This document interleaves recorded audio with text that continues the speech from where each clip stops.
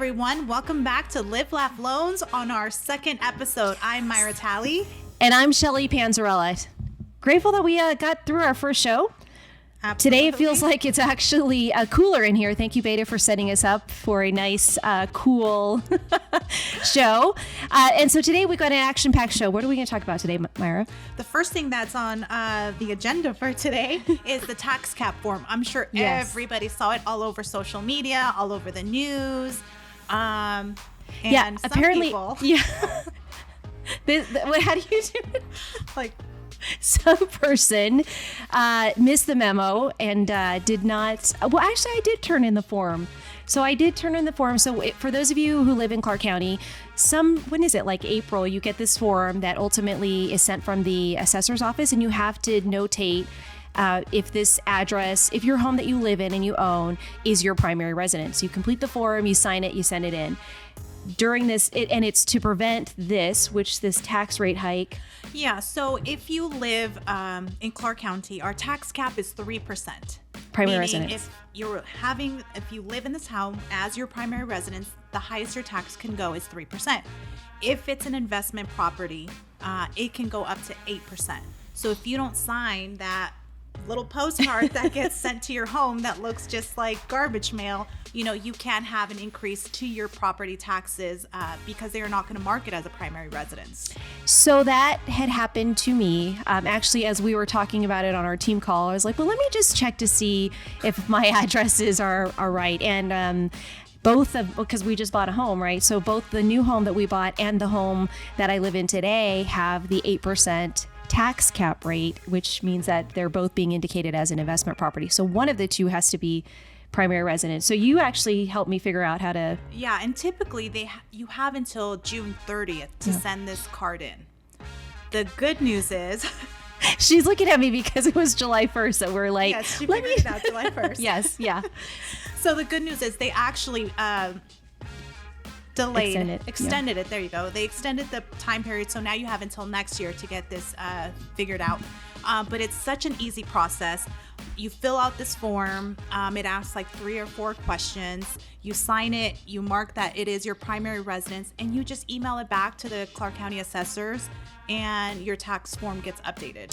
Yeah, and I think the one thing for us as lenders, we will get the call from our clients saying, hey, my mortgage payment went up.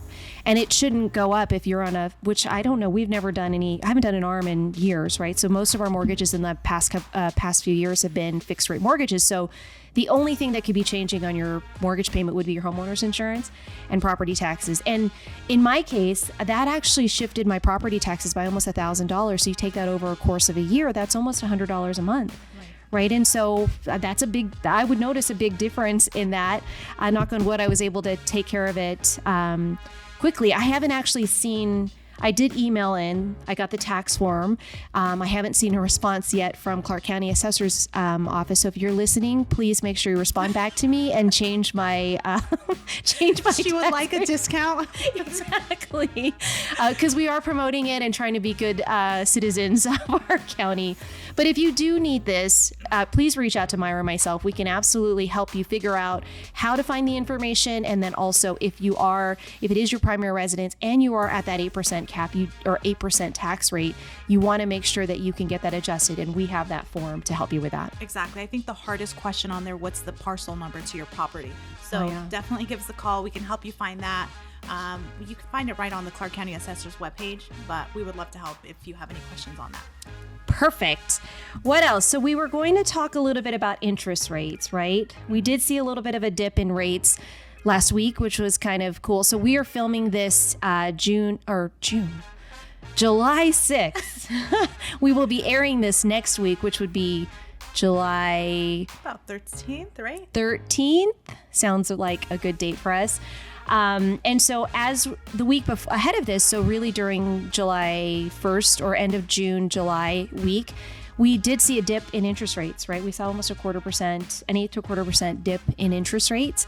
We saw them go below 6%. Yeah, like that was crazy, right? And it's like, yes. Didn't you feel like a lot of people though got the memo on it, and so all of a sudden, yes, I don't know if it's because maybe schools subsided or schools out of session, and so parents are now like, okay, now that's, graduations are done and things like that, we can start actively looking at homes? Or do you think it might be because people are getting used to the interest rates? I think it's a little bit of both. I do think, like you said, it's, a lot of parents had a lot of school activities, a lot of vacations to go on. Now that they're back from it, they're ready to, move. And now they've settled into the thought of interest rates. Yeah. Which for us, when we heard that rates had dipped a little bit, even if it was an 1/8 to 1/4%, that was a huge win for us. I think it gave everybody a little bit more motivation that things can still, well, and I don't want to say things are looking good for us, but I think people can realize that there's going to be dips and valleys inside of our interest rates. Always. Yeah. And that 6% honestly isn't a bad rate, relative. Historically speaking, it's not a bad rate. Because today we got onto our MBS highway and we got the alert to lock. So something else is shifting. And that's just been our thing. That's been the way it's been for the 6 months, right? The last 6 months of the year. Right. Well, I mean, the reason why they said rates were shifting is they mentioned that big R word. Recycle. Reduce, reuse, recycle. Exactly. No, not that one. Not that one, not either of those. The big R word is recession, which you gave us a very analytical definition of recession. What is it? Right. A recession is when there is 2 consecutive quarters of it being at a negative, right? GDP, yeah. Yeah, sorry. The GDP is at a negative. So when they report that after 2 consecutive quarters, then they technically say we are in recession. Which our quarter ended, June 30th? So, I mean, if anybody's putting together numbers, that would be like now we should be getting reporting on that. And I think the everybody is stating that we're already in a recession, right, but they won't actually officially deem it to be a recession until... Right. They don't finalize those numbers until probably sometime in September. Yay! So Q4 will know whether or not we're in a recession that we're in. Do you feel like we're in a recession? I think so. What would be the leading indicator on that? Just everything in general. So we have home prices, which prior to interest rates weren't an issue. People had no problem putting in offers over list price and paying it just because the interest rate was so low.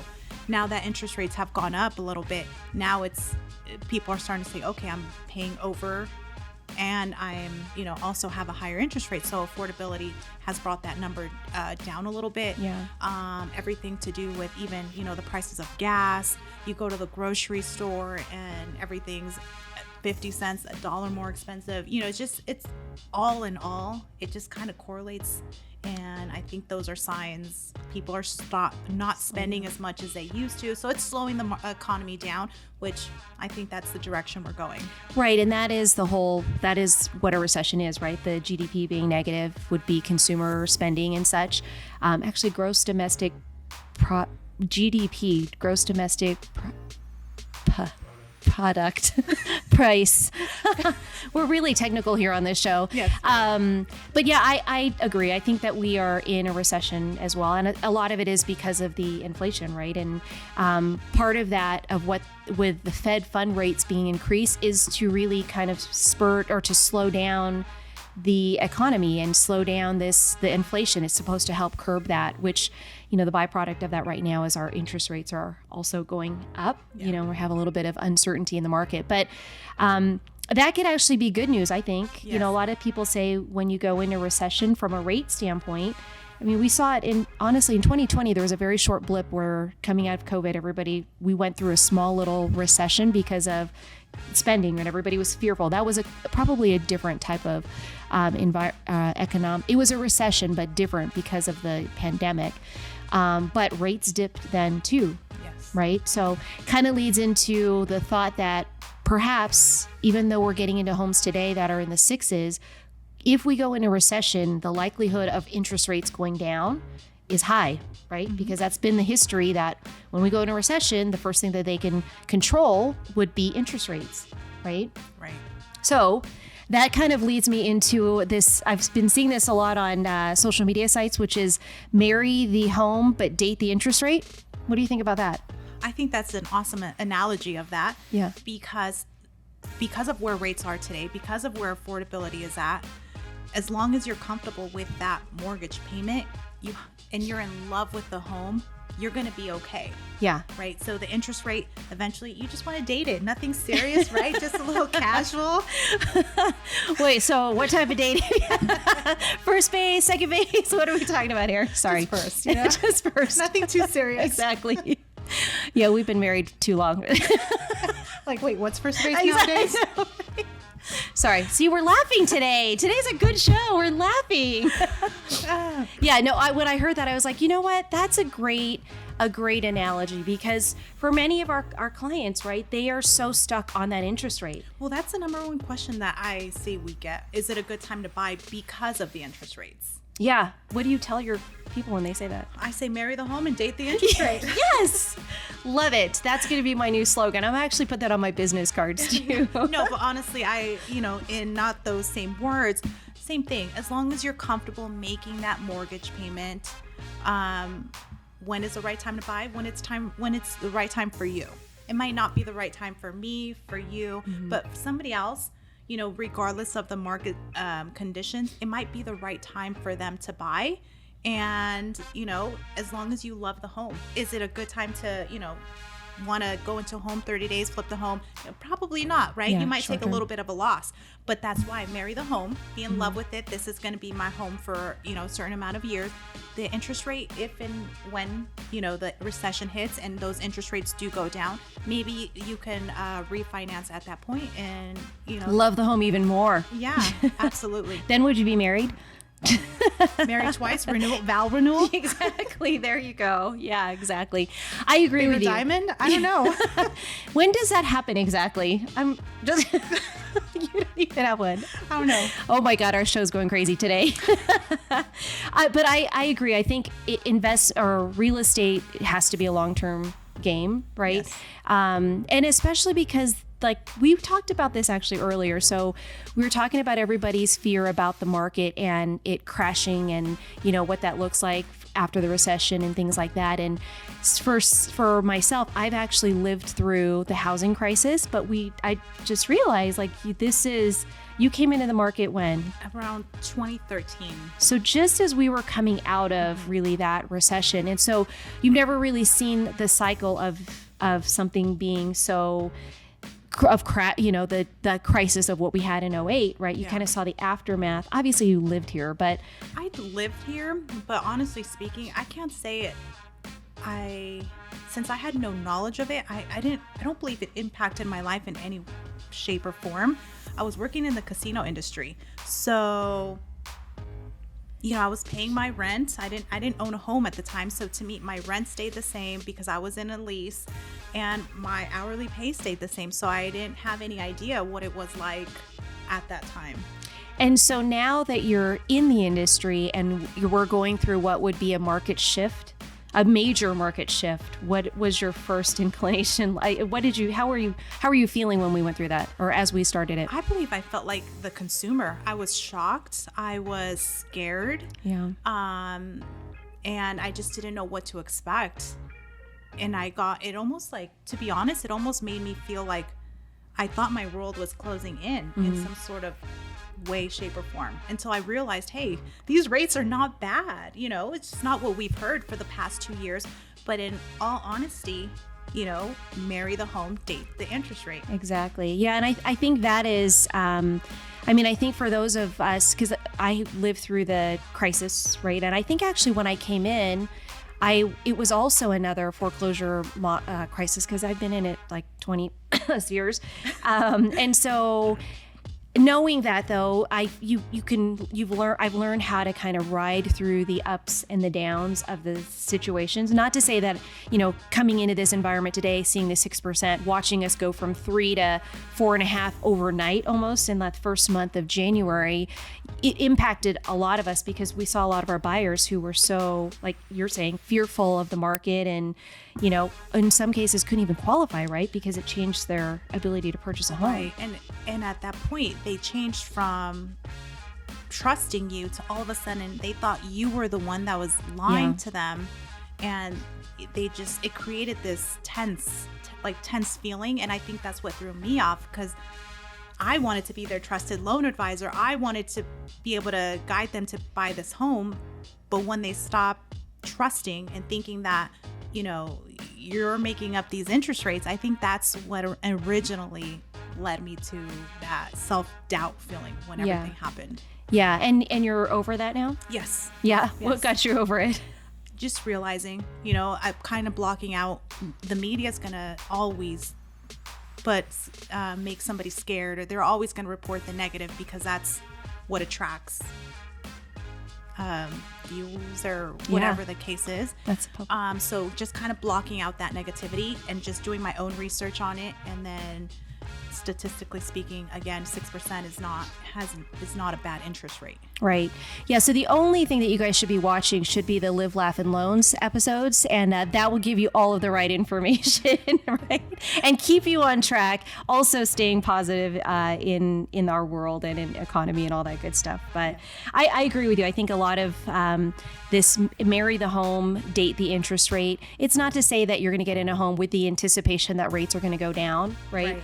But fall in love with that home, regardless of what the interest rate is, and work with an advisor who really has your best interest at heart. I mean, I've had clients today that as we go through it, it's just not feasible for them right now, or it's really hard for them to kind of get past maybe it's not the right home for them at the moment, and they don't want to feel pushed into or pressured into purchasing, and it's okay. We can wait, right? We're not in. I think that's our thing. So it's not going to be everybody's time or turn, but that's, working with somebody who you trust, who will tell you the truth. Yeah, exactly. All right. So we're going to close this out with, can you believe we only have 6 weeks? I think it's even less now. It'll be 5 weeks left before school starts. Yes. Is that crazy? That's so crazy. I'm going to have a kid that goes to high school. What? I know. Okay, I have one graduating, but that's fine. Nobody's thinking. Yeah. She'll be driving soon. I don't know about that. She's asking for a Tesla, so. Whoa, yeah. Daddy's car. Look at you. So we'll see. She's like, can you buy me a Tesla so it can self-drive for me, please? I actually like that idea. In hindsight, I possibly, because here's the thing, you can control the air conditioning in there. You can control the music. You can control the speed. You can also control the power, right? You'll be able to watch her wherever she goes. Right. I think it's a good. I kind of agree with that, but Christina, we'll see. Happy birthday. Tomorrow is her birthday. And maybe they'll be preparing for it. She'll be 16 in 2 years? 2 years. Oh, that'll be a lot of fun. Yes. Yeah. So back to school. Back to school, and you have a few nieces. Yes, back to school shopping. I have 3 nieces going back to, 2 starting college, 1 going back to college. So yeah, it's gonna be sad. Yeah. When we talked a little bit about this back to school, back to college, and trying to prepare our kids, because I know for Sydney, so she's a senior, going in to be a senior, and one of my big goals for her, which I'm assuming she's also going to be right on the same page with me in this goal, is to help her buy a home when she goes into college. But wait, how does she even get credit? She's not even 18, right? That's right. How would she do that? Yeah, so I checked out one of my credit cards just to see, because I thought the same thing. I'm like, well, the best way or easiest way to do it is to add her as an authorized user on one of my credit cards. So I checked out one of my credit cards. It's Discover, and they don't have a minimum age requirement for an authorized user. So she doesn't know this, but she's actually had a credit card since she was 16, only because I wanted her to know if anything were to ever happen, you'd always have access to credit if for whatever reason your debit card didn't work. But on the flip side of that, it has actually helped her. It's going to help her to build up her credit so that when she goes to school, the thought would be that she doesn't have to have income because she'll be in school. It would be us that would qualify, but she would be the owner occupant of the property when we purchase a home in whatever area it is that she decides to go to college. And so with her being an owner occupant and she can take primary residence on it, she doesn't have to be the person that's qualifying for it. She'll have credit. She takes the occupancy of it. We qualify her. We could put as little as, FHA financing is 3.5% down. Right. So that'll help her get into investing, right? Or us get into investing with as little money down. But the thing that I was like, listen, if we get a 3 or 4 bedroom home in college, when she goes to college. Room and board is what, maybe $1,000? Yeah, minimum. For for Each person. double, right? Yes. So if you got, because I can't do the math on this, let's say you get 3 beds, 2 of them are going to get rented out by her other students, or 4 of 4 basically, because you can put 2 inside of each of those 2 other bedrooms. At $1,000 a person, that would be $4,000, right? Correct. So, I mean, unless she's On planning. top of paying the mortgage, you're Right. also benefiting because you're creating a profit at that point. Absolutely. And so maybe that can help pay for some of her books in school, or maybe, I don't know, food in the house, or whatever the case would be. But then think about it when she moves out. Let's say she moves out in 4 years. You have an investment property at that point, right? Because she satisfied the owner occupancy aspect of it For the 1 year. for the 1 year. And then, if you do it in a place that's, a college driven city, or whatever the area may be, or place may be, you have an investment property really for life that you could then rent out again to other college students who come in and out of that college area. So Yeah. I just, you don't think of these things, right? And for some people, it's like, well, wait a second. So do they have to go to school? Like, well, you have to create the occupancy for her to be primary resident. So if she's going to occupy the property, I put it out there because of she's going to be going to college, right? Your nieces will be going to college. It's a great opportunity for them to get housing, for them to get their housing maybe even paid for, and then for it to eventually become an investment property down the road. Yeah. And aside from that, even just adding your kid to get them a credit score, would help them qualify for, student loans or Yeah. anything that they might need to be ready and prepared at, just the age of 18.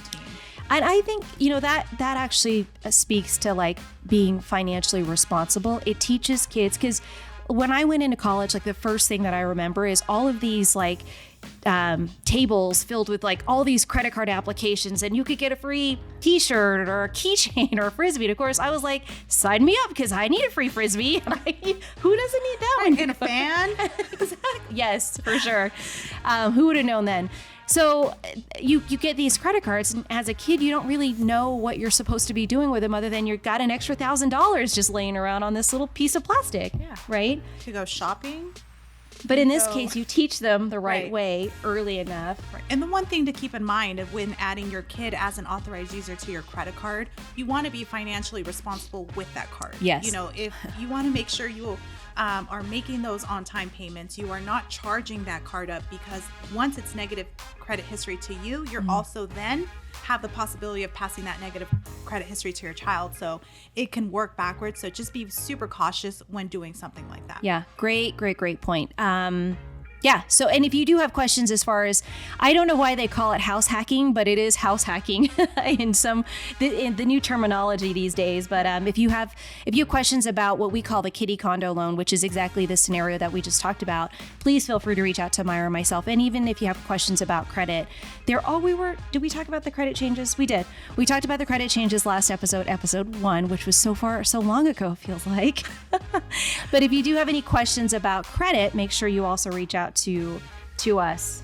We did it. Yeah, That's we it. did it. So back to school, what any last summer plans that you're going to have before we officially go back to school? Just our little staycation birthday celebration for my daughter. So I'll be hanging out with basically four teenagers and a 9-year-old. Fun. Well, For the your next 2 husband days. too, right? He's chaperoning. Yeah.